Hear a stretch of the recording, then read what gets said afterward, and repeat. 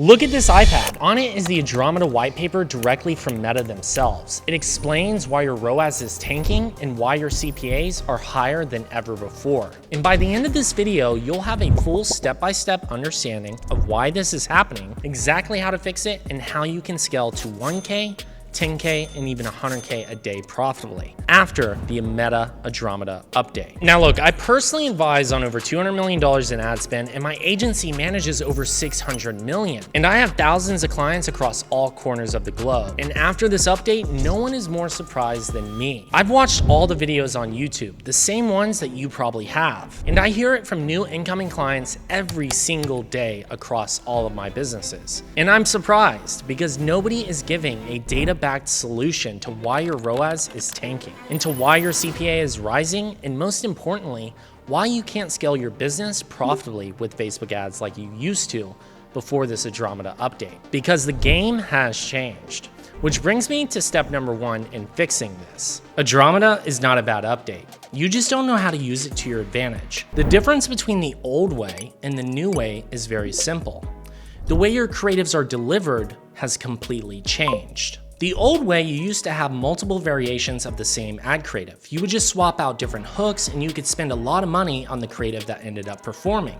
But now with the latest update, Andromeda wants you to have 100% unique creatives and creatives at scale, because the system can now process lots of creative volume and be able to know exactly where to show the creative at what point to get somebody to convert.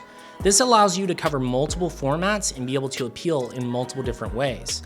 And let me show you how you can start implementing this in your ad account right now. So here we are inside of a Meta Ads Manager ad account. And one of the things that you'll notice is we're using flexible creatives, because in the past you could test multiple different ads with different variations and Meta would select the winner. But now with the latest update, you can batch in up to 10 videos in a single ad creative format.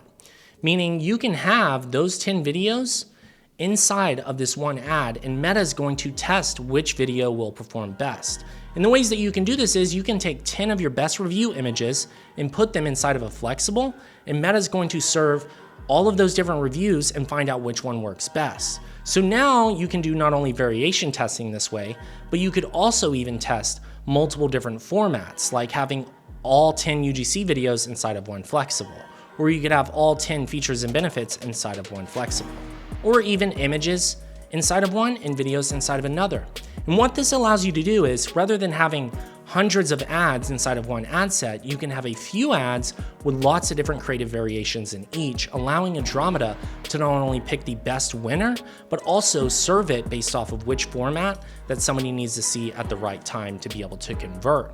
So now we're using flexible ad creatives, not just standalone ads. So let me be the first to draw a line in the sand. Andromeda is not a bad update. You as a marketer just need to understand how to use it to your advantage whenever you're doing creative testing. Which brings me to step number 2. What you were previously taught was to take your winning ad and create slight variations around that ad, and then run those ads as you scale.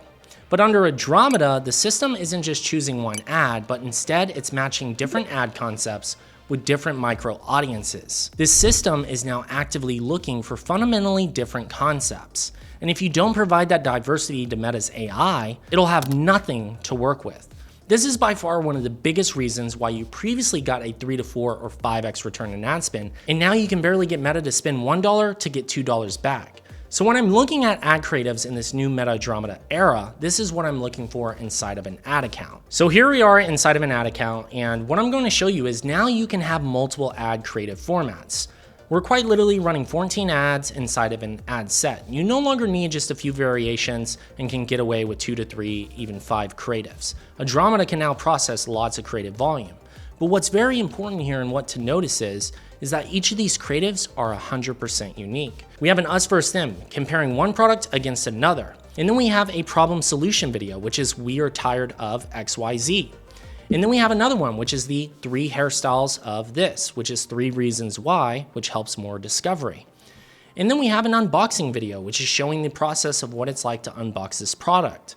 And the reason this works is because Andromeda is able to recognize each of these formats and know when to show these at the right time. It will quite literally identify what point the buyer is in the journey, meaning if they've never heard of this product, they're going to show your discovery and education-based ads on how the product works first.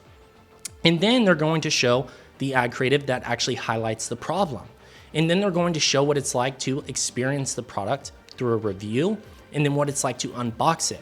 And by that point, Andromeda's identified that they've moved the buyer through that stage, and now they're warmed up to be able to purchase. And this is what is allowing people to get that high return on ad spend with the latest Andromeda update. So what you want to focus on is not only high creative volume, but 100% unique creative formats through each of these ad sets. My third point is controversial and needs to be addressed. The one campaign method. I've seen this all over YouTube, and let me be the first to tell you, one campaign does not work. From someone who personally advises on over $200 million in ad spend, let me explain why this doesn't work. When you use a one campaign structure, you give Facebook the freedom to spend your budget however they choose. So a ton of your budget can be going towards your existing customers, and this is what Meta does to drive down your CPAs and make it look like you're converting. But here's the problem with this. If you only convert the same customers over and over, you're going to exhaust your audience and your CPAs will start to climb dramatically. And to give you a real live example of what this looks like, most people, whenever you look at your audience segments and have this turned on, you'll be able to see the existing customers that are coming from your ads and then the new audience. And when you leave Meta to be able to decide based off of this one campaign, one audience, it will start to spend your budget however it believes it should. And in a lot of cases, Meta will start to push all of that towards existing customers because they know low-hanging fruit is there.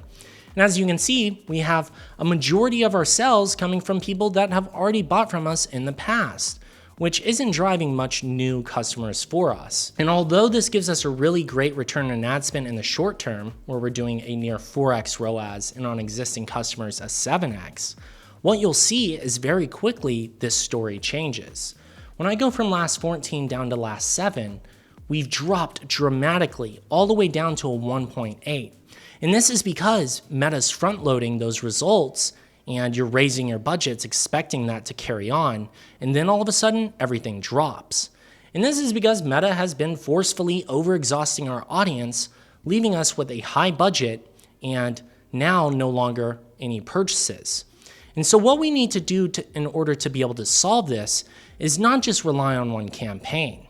We need to segment and have both creative testing going towards new customers and a separate campaign that is also focused on existing. That way we ensure we have stable performance, always bringing in new people, so that way we can continue to scale rather than only relying on the same customer base until we fully exhaust it. So the right way of being able to do this is having both a creative testing campaign where we can go after new people and also test which new creatives are going to convert most with people that have never heard of us, as well as our other campaign, which could act as our retargeting for existing customers. That way, we're not only excluding people who have engaged with our website and have purchased with us in the past in creative testing, but we're also still covering a basis of that by retargeting those individuals. This ensures we're always bringing in new people while we're also converting the people that came in. That allows us to stably scale. Whereas the other way, Meta can get lost into only going after one audience segment where we're in this constant period of being volatile with our ad performance. So this is what allows us to stabilize our results. Now, this last step is actually very simple. When you restrict data from Meta's new AI, you are essentially restricting your results. Andromeda thrives on volume, not restrictions. When you strip away the interest and micro segments, the algorithm taps into micro audiences that you wouldn't be able to normally target. So now what we want to do is go more broad with Advantage Plus and just broad campaigns in general, and allow our creatives to do the targeting for us. So we'll have high volume of creatives and a few different campaigns, but these are really just broad audiences and Advantage Plus. And Meta will know which creatives to serve to which person now based off the latest update. This ensures a simple campaign structure that Andromeda loves. Now at this stage, you have all the tools to exceed in this post-Andromeda era with Facebook ads, but one. All of this is for nothing if you don't understand how to craft an offer that people simply can't say no to. And if you want to learn how to craft an offer that is beyond impossible to say no to, then I made this whole video for you right here. that walks you through that whole process step by step.